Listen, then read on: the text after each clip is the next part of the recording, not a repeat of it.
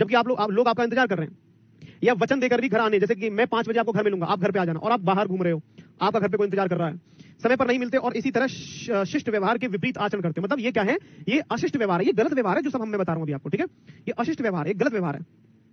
हाँ, यदि आपका उत्तर हाँ है, तो आपके द्वारा देश के सम्मान को भयानक आघात लग रहा है, मतलब आप सही दिशा में नहीं चल रहे हो और राष्ट्रीय संस्कृति को गहरी चोट पहुंच रही है। यदि आपका उत्तर नहीं है, तो आपके द्वारा देश का सम्मान बढ़ेगा और संस्कृति की सुरक्षा होगी। मतलब अगर आप ये काम नहीं कर रहे, तो आप सही दिशा में चल रहे हो। अब आप देख लो, आप क्या सही कर रहे हो, क्या गलत कर रहे हो, ठीक है? हमारी हीनता और श्रेष्ठता का संबंध किससे जुड़ा है? देश की हीनता और श्रेष्ठता से। कोई हीन या बुरा काम, शिष्ट व्यवहार के विपरीत आचरण, देश की प्रतिष्ठा से। बताओ। नहीं, हमारे स्कूल में नहीं बंदी।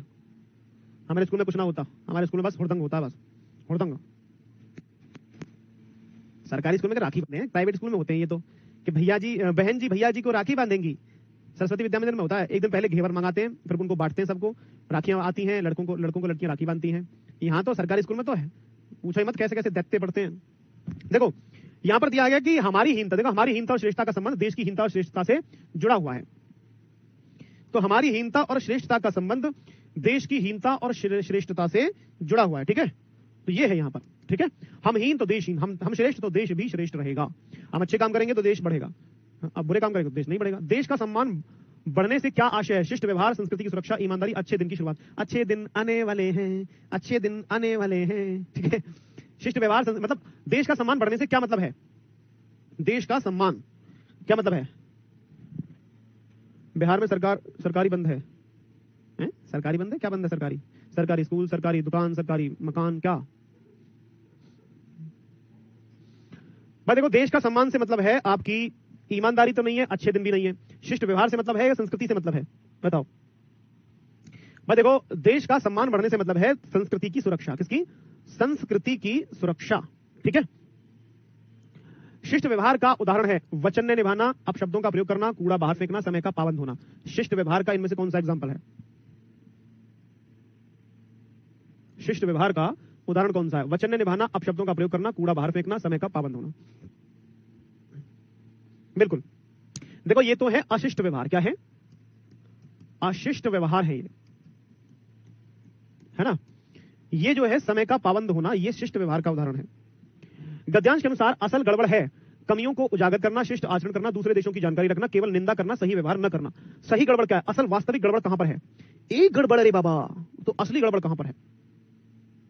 जी बताइए, असली गड़बड़ कहां पर हो रही है? वास्तविक लोचा कहां है रे बाबा?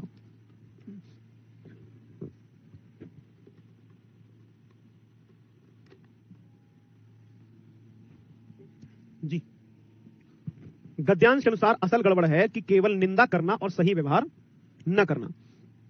केवल निंदा करना और सही व्यवहार न करना, ठीक है? ये असली गड़बड़ है। हम दूसरों की तो बुराई करते हैं, अपने आप को सुधारते नहीं है। ऐसा ही करते हैं हम लोग, ये गड़बड़ है। लेखक की दृष्टि में सर्वाधिक महत्वपूर्ण है देश की श्रेष्ठता एवं प्रतिष्ठा, अपने देश की दूसरे देश से तुलना करना, शिष्ट व्यवहार की अनदेखी करना, राष्ट्रीय संस्कृति की उपेक्षा करना। सर्वाधिक महत्वपूर्ण क्या है? अपने देश की दूसरे देश से तुलना करना नहीं, शिष्ट व्यवहार की अनदेखी करना नहीं, राष्ट्रीय संस्कृति की उपेक्षा करना बिल्कुल भी नहीं, देश की श्रेष्ठता एवं प्रतिष्ठा को बढ़ाना और बनाए रखना। देश की श्रेष्ठता एवं प्रतिष्ठा को बनाए रखना और उसको बढ़ाना, यह सबसे ज्यादा अच्छा काम है, ठीक है? सर्वाधिक महत्वपूर्ण है। श्रेष्ठता से तात्पर्य है शुद्धता, उत्कृष्टता, स्वीकृति या सम्मान। श्रेष्ठता, बताइए, श्रेष्ठता का मतलब इनमें पर्यायवाची पूछा गया एक तरीके से, ठीक है? इनमें एक तरीके से पूछा गया पर्यायवाची क्या है, ठीक है? जी देखो, श्रेष्ठता का मतलब शुद्धता तो नहीं होता, श्रेष्ठता का मतलब सम्मान भी नहीं होता और स्वीकृति भी नहीं होता। इसका मतलब था उत्कृष्टता, मतलब ऊंचा उठना, मतलब बुरे कार्यों से ऊंचा उठने को हम श्रेष्ठता या उत्कृष्टता कहते हैं। बुरे कार्यों से या बुरी स्थिति से ऊपर उठना। इधर की उधर लगाने का क्या अर्थ है? बातें बताना, हेरा फेरी करना, चुगली करना, आदान प्रदान करना। इधर की उधर लगाना, जैसे कि सास बहुओं में होती रहती है, देवरानी जेठानी में होती है, नंद भाभी में होती है, चुगली करना, इधर की उधर लगाना होता ना। ये जी सुनते हो, आज तुम्हारी मम्मी यूं कह रही, बताइए, देखिए मैं दिन भर काम करूं, मैं तनक फिल्म भी ना देख सकूं कोई, मैं तनक चिल्ली पटेटो खाने ना जा सकूं कोई, सुनते हो? मेरा इतना भी हक ना कतई। अरे भैया, तेरी बहू तो हमसे ऐसे लड़ाया कि जैसे हम कोई दुश्मन हो। बताइए, हम इतनी भी ना कह सके कि पैर दबा दे रही लाली हमारी कतई है, तो बहू हमने घर की, तो चुगली हो रही है। क्या होती है? ये चुगली हो रही है, इसको कहते हैं, इधर की उधर लगाने का मतलब है चुगली करना। प्रत्यय की दृष्टि से भिन्न शब्द की पहचान अंकित कीजिए। मधुरता, प्रभुता, हीनता, राष्ट्रीय। प्रत्यय की दृष्टि से भिन्न शब्द को पहचानना, अलग शब्द को पहचानना है। मधुरता, प्रभुता, हीनता या राष्ट्रीय, बताइए जी। और बताओ क्या हाल है तुम लोगों के, मौज आ रही है? कल तो रक्षाबंधन है, रक्षाबंधन की हार्दिक शुभकामनाएं आप सभी को। आप खूब मौज करो, घेवर खाओ मजे से, एकदम बेहतरीन। घेवर नाम किस किस को नहीं पता? आप में से तो बहुत लोगों को घेवर नाम की चीज का नहीं पता। पता नहीं पता ना घेवर क्या होता है? अरे मैया, घेवर नहीं पता इन लोगों को। अरे रे, राष्ट्र शब्द में यह प्रत्यय जुड़ा है यहाँ पर, बाकी सब में हीन जमा ता, प्रभु जमा ता, मधुर जमा ता जुड़ा है ना, ये अलग है। संस्कृति का संधि विच्छेद क्या है? सस जमा कृति, सम जमा कृति, संग जमा कृति या संग जमा कृति, बताइए संधि विच्छेद बताइए इसका। कुछ लोगों को नहीं पता, किस किस को नहीं पता? नहीं पता? कौन सी दुनिया में रह रहे हो तुम? जेवर का घेवर, जेवर तो हमारे पास ही तो है जेवर। खुर्जा का भी घेवर बढ़िया, सब जगह मतलब जहां पर अच्छे दुकानदार हैं बढ़िया घेवर बनाते हैं। लेकिन कुछ जगह इतनी दुकान लगी पड़ी है भाई साहब, दुकान हमें आया स्कूल से रोड के सारे इतनी दुकान लगी पड़ी है घेवर की, धूल उड़ रही है उन घेवर पर, जम रही है एकदम बढ़िया परत जम रही है बेहतरीन। जहां दुकानें वैसी ठेले लगा रखी हैं, लोकल दुकानें, जब पहले दुकानें नहीं होती है वहां अब घेवर की दुकान लग रही है, बताओ। और वो घेवर वहां बिल्कुल खुले हुए रखे हैं ऐसे, धूल उड़ रही है तो वहीं जा रहे हैं। कोई खांस रहा है, थूक रहा है, छींक रहा है तो हवा में उड़ के उधर जा रहा है, बस का धुआं भर करके उधर जा रहा है। और ऐसे घेवर को मारेंगे। सस्ता वाला होगा ना, वो बढ़िया वाला सस्ता, यही सस्ता है, इसे ले ले, 10 रुपए तो देगा राखी बंधाई के, ले ले इसे ही ले ले। सस जमा कृति, सम जमा कृति, संग जमा कृति, संग जमा कृति। देखो सम जमा कार है ना, सम जमा कार, ठीक है।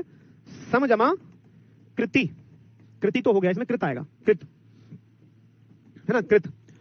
तो इसमें जो म है अनुस्वार बन जाता है, तो क्या बनेगा?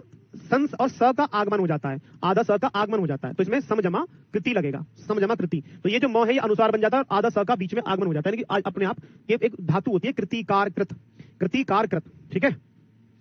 चलो बहुत बढ़िया। अगला है दोस्तों यहाँ पर पद्यांश, यानी कि कविता का अंश, जिसे हम काव्यांश भी बोलते हैं। क्या बोलते हैं? काव्यांश। विघ्नों को गले लगाते हैं, कांटों में राह बनाते हैं, कौन विघ्न ऐसा जग में टिक सके आदमी के मग में? खमठों को ठेलता है जब नर पर्वत के जाते पांव उखड़, मानव जब जोर लगाता है पत्थर पानी बन जाता है। ओके चल भाई आगे बढ़। गुण बड़े एक से एक प्रकार हैं छिपे मानवों के भीतर, मेहंदी में जैसे लाली हो, वर्तिका बीच उजियाली हो, बत्ती जो नहीं जलाता है रोशनी नहीं वह पाता है। चश्मा उल्टा है, पागल, तुम्हें दिखाई ना दे रहा, तुम्हें ना दिखाई दे रहा। पद्यांश के अनुसार पत्थर पानी बन सकता है प्रेम द्वारा, धर्म द्वारा, परिश्रम द्वारा, नीति द्वारा। पत्थर पानी कब बन सकता है? आपको भी रक्षाबंधन की हार्दिक शुभकामनाएं। अरे भाई ये दिन के हिसाब से ये येलो कलर है जो, हाँ जी बताओ, दिन के हिसाब से होते हैं कलर। सोमवार को स्काई ब्लू या व्हाइट, मंगलवार को ऑरेंज, बुधवार को ग्रीन, गुरुवार को येलो, शुक्रवार को लाइट पिंक या ऑफ व्हाइट, और शनिवार को डार्क ब्लू या ब्लैक। डार्क ब्लू ज्यादा रहेगा, ब्लैक नहीं। किसके द्वारा पद्यांश में पत्थर बन जाता है? परिश्रम के द्वारा पत्थर पानी बन जाता है, ठीक है ना। मानव जब जोर लगाता है पत्थर पानी बन जाता है ना। चलिए, कवि के अनुसार मनुष्यों में गुण किस प्रकार छिपे रहते हैं? मेहंदी में जैसे लाली हो, पूरब में जैसे सूरज हो, प्रकृति में जैसे हरियाली हो, सागर में जैसे पत्थर हो। बताओ जल्दी बताओ मेरे टमाटरिया, क्या हाल है तुम्हारे? चीनी खूब महंगी हो गई अब तो, चाय पीनी छोड़ी ना छोड़ी अभी? अब आप कहोगे शौक बड़े बड़े, इतनी महंगी चाय पीते हैं हम लोग, बड़े शौक।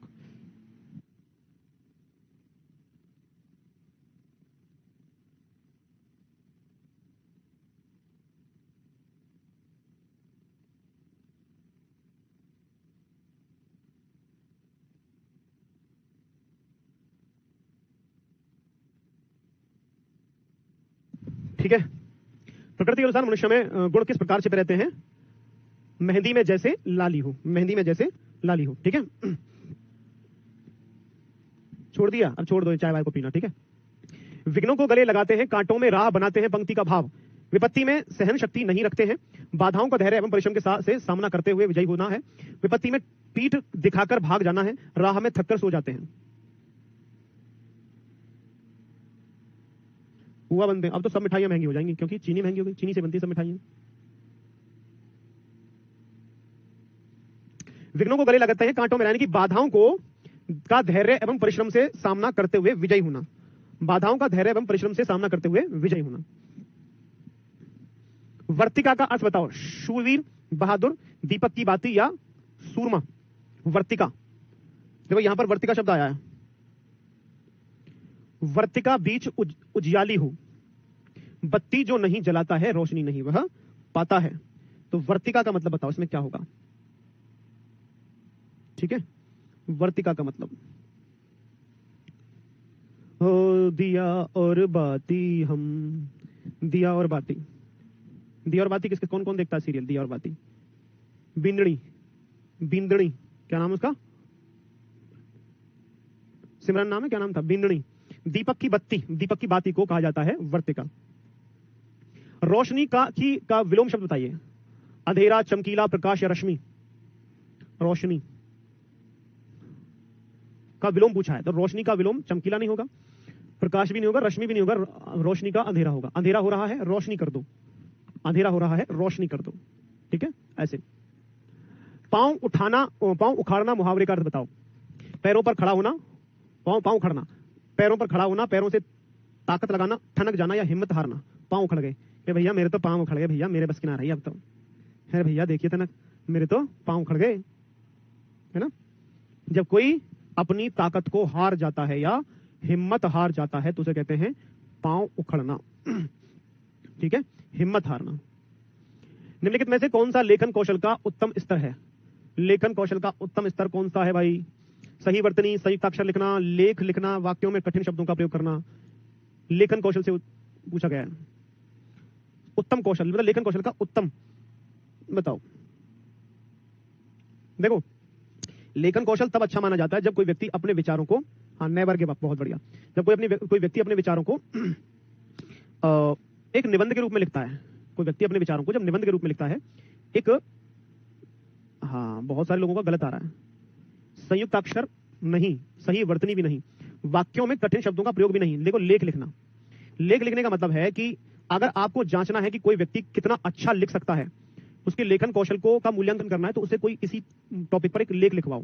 जैसे यूपीएससी में होता है, आईएएस में होता है ना, किसी निबंध पर अपने विचार व्यक्त करो। तो उस निबंध पर अपने विचार व्यक्त करने का मतलब है उसके लेखन कौशल की क्षमता को आंका जा रहा है।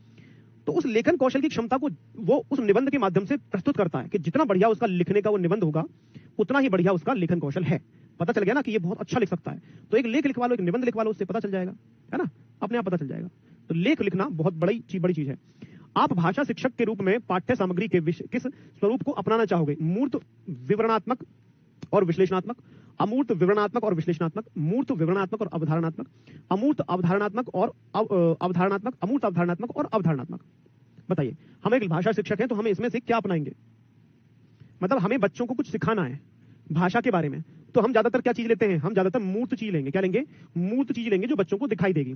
सबसे पहली चीज तो यहां समझिए, हम क्या लेंगे? मूर्त चीजें जो बच्चों को दिखाई देती है। और उसमें भी हम लेंगे विवरण, यानी कि किसी चीज का विवरण देना, है ना। विवरण का मतलब है उसकी व्याख्या करना। अब हम अवधारणा तैयार नहीं करेंगे, हम क्या करेंगे? अवधारणा तैयार नहीं करेंगे, हम करेंगे विश्लेषण। विश्लेषण मतलब डिटेल में बताएंगे। अवधारणा मतलब होता है थॉट, कोई एक सोच, लेकिन विश्लेषण का मतलब होता है व्याख्या करके दिखाना, यानी कि उसको डिटेल में बताना। तो किसी भी बच्चे को कक्षा के अंदर, किसी भी अध्यापक जो है, किसी भी कक्षा के अंदर अगर कोई टॉपिक समझाना चाह रहा है, तो वो दिखाई देने वाला कंटेंट होना चाहिए, उसके बारे में विवरण दे सके ऐसा कंटेंट होना चाहिए, उसके बारे में विश्लेषण किया जाए, उसे डिटेल में खोल कर बताया जाए ऐसा कंटेंट होना चाहिए। तो आपकी जो शिक्षा है, मतलब जो आपका शिक्षण प्रक्रिया है, वो थोड़ी सरल हो जाएगी और प्रभावशाली हो जाएगी। ठीक है, सरल और प्रभावशाली हो जाती है। बल्कि जबकि कोई अमूर्त जो अवधारणा होती है ना, वो बिल्कुल भी बच्चों को समझ में नहीं आती है। पहले मूर्त से अमूर्त की ओर जाते हैं हम। ठीक है, मतलब एक तरीके से बच्चों को जो कोई चीज पहले दिखाई देती है, उस दिखी हुई चीज के बारे में बाद में वो एक अवधारणा तैयार करते हैं। तो मूर्त होना बहुत जरूरी है, अमूर्त होना एक गलत माना जाएगा। पियाजे के अनुसार भाषा अर्जन की प्रक्रिया है सहचर्यजन्य, सुमेलन, युक्तिजन्य या सामाजिक। जीन पियाजे के अनुसार भाषा अर्जन कैसी प्रक्रिया है? ये तो आप सभी को पता होगा ना भाई, बताओ जी। जी बताइए। हाँ जी,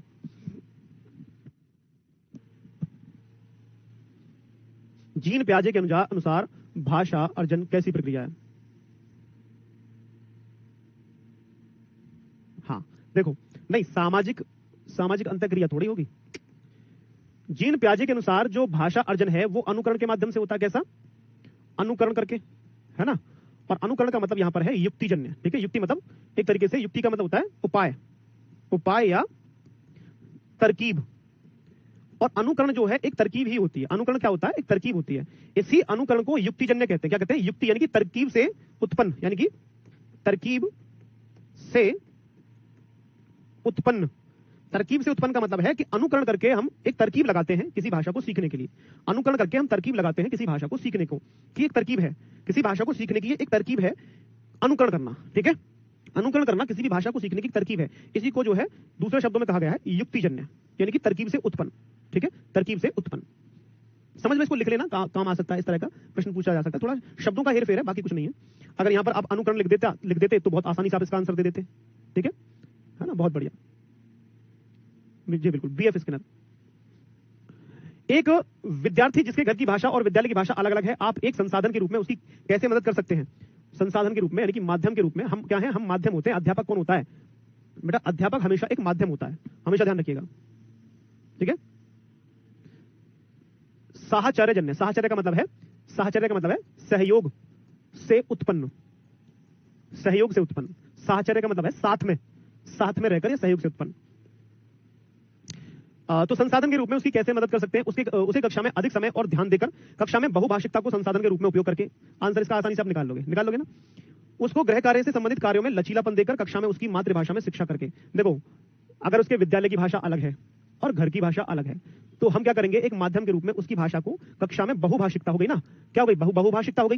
यानी कि अगर एक से अधिक भाषा है तो सीधी सी बात है वो बहुभाषिकता में आ जाएगी। उसको हम संसाधन बनाएंगे, उसको माध्यम बनाएंगे।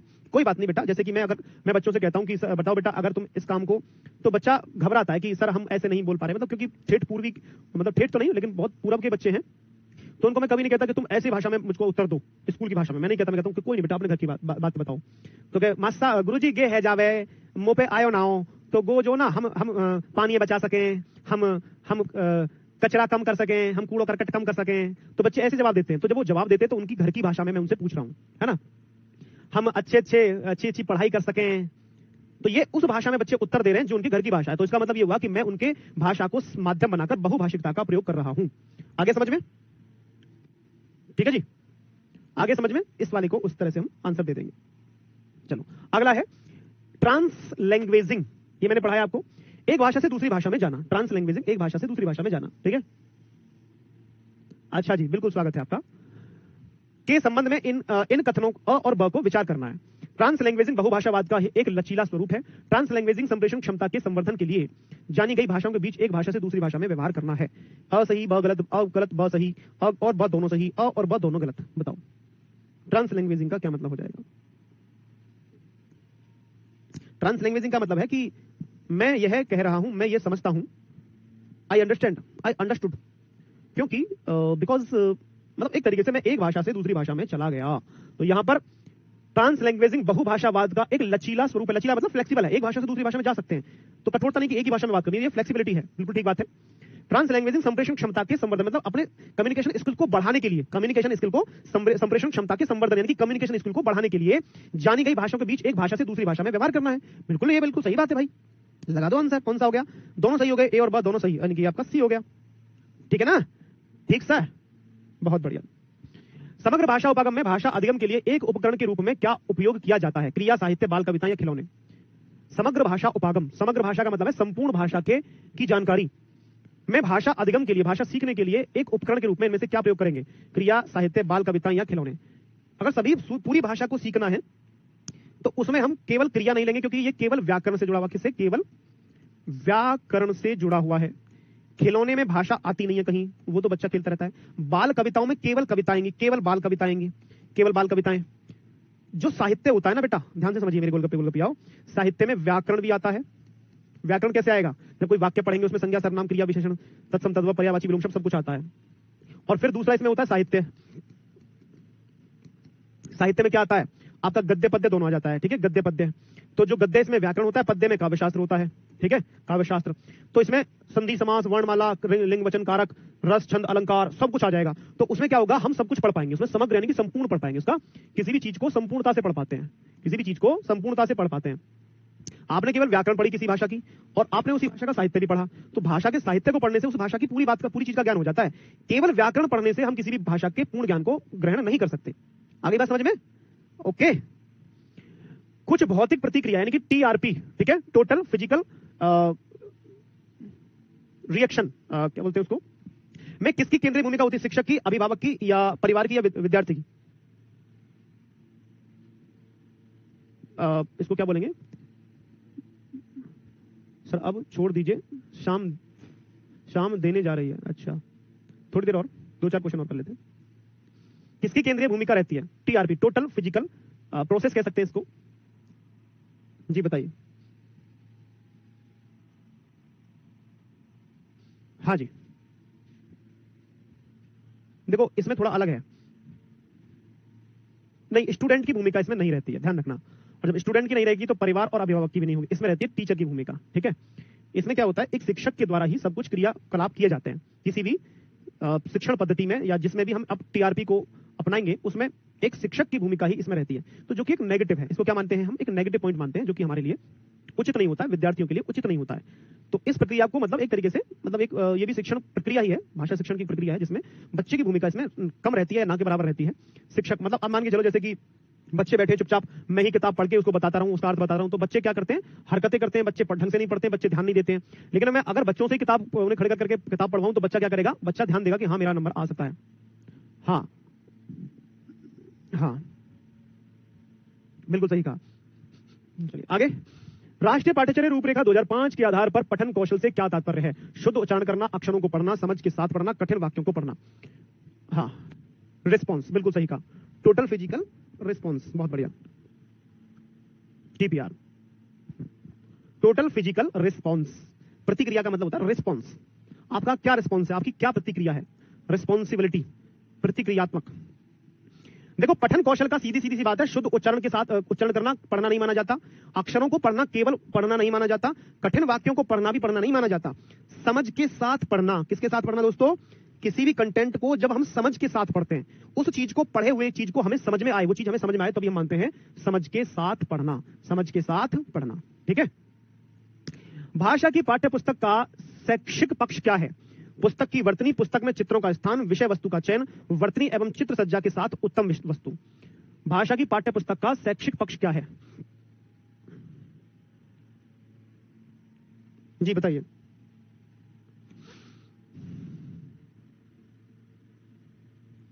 भाषा की पाठ्य पुस्तक का शैक्षिक पक्ष क्या है? पुस्तक की वर्तनी, पुस्तक में चित्रों का स्थान, विषय वस्तु का चयन, वर्तनी एवं चित्र सज्जा के साथ उत्तम विषय वस्तु। बताइए जल्दी से, बहुत अच्छा क्वेश्चन है। देखो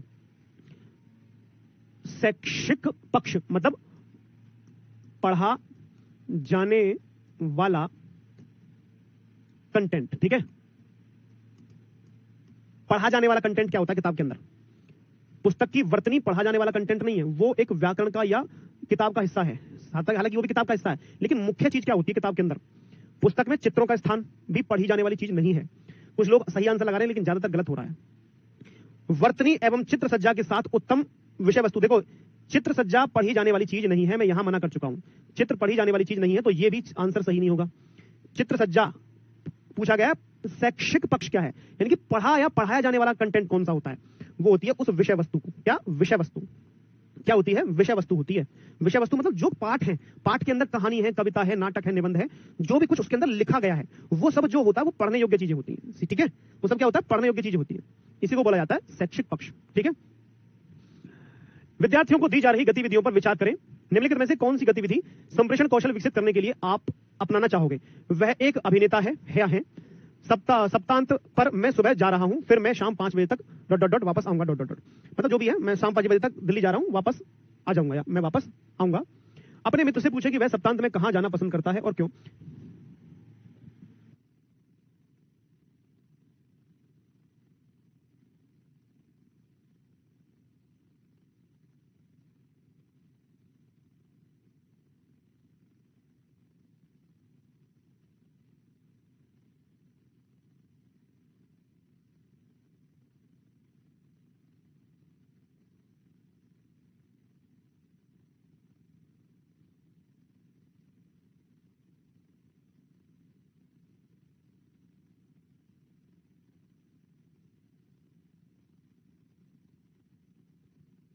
अपने सहपाठी से उन 2 बिंदुओं के बारे में पूछें जिनका ध्यान वे समूह चर्चा के समय रखती हैं। अब यहां पर पूछा गया कि गतिविधियों पर विचार करें, निम्नलिखित में से कौन सी गतिविधि संप्रेषण कौशल विकसित करने के लिए आप अपनाना चाहोगे। संप्रेषण मतलब किसी से वार्तालाप करने के लिए, अपने कम्युनिकेशन को अच्छा बनाने के लिए कौन सी गतिविधि आप अपनाना चाहोगे। ठीक है, बताओ।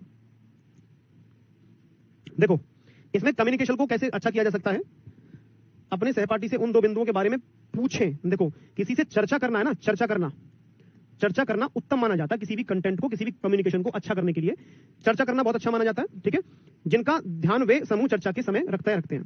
अपने मित्र से पूछे, देखो फिर आया कि वह सप्तांत में कहां जाना पसंद करता है, ये भी ठीक रहेगा। सप्तांत पर मैं सुबह जा रहा हूं, फिर मैं शाम को। ये एक आंकड़ा है। क्या है ये? आंकड़ा। और आंकड़े में कभी भी हमारे विचार खुलकर प्रस्तुत नहीं होते। हमारे किसी भी जो डाटा दिया जाता है ना, बिल्कुल एकदम फैक्ट दिया जाता है, उसमें कभी भी हमारे विचार या कम्युनिकेशन अच्छा नहीं होता है। वह एक अभिनेता है तो इसमें कोई बड़ी बात नहीं है, क्योंकि ये एक फैक्ट है, ये एक जो है आंकड़ा है। तो जैसे वह एक नेता है, वह एक राजनेता है। भारत का सबसे बड़ा पर्वत ये है, वो है हिमालय है या माउंट एवरेस्ट है, K2 है। इसमें कोई मतलब कम्युनिकेशन की तो कोई बात ही नहीं है। इसमें एक फैक्ट दिया गया, आंकड़ा दिया गया। कम्युनिकेशन तब अच्छा बनता है जब हम किसी व्यक्ति से दूसरे व्यक्ति से चर्चा करते हैं किसी मुद्दे पर, कि भारत का सबसे ऊंचा पर्वत माउंट एवरेस्ट क्यों है, मतलब K2 क्यों है, या दुनिया का सबसे ऊंचा पर्वत K2 क्यों है।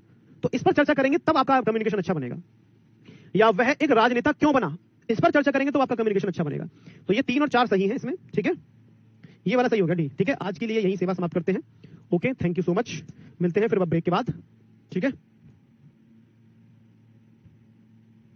चलिए ठीक है, चलिए थैंक यू। और रक्षाबंधन की आप सभी को हार्दिक शुभकामनाएं। मिलते हैं अगले दिन छुट्टी के बाद। Thank you so much.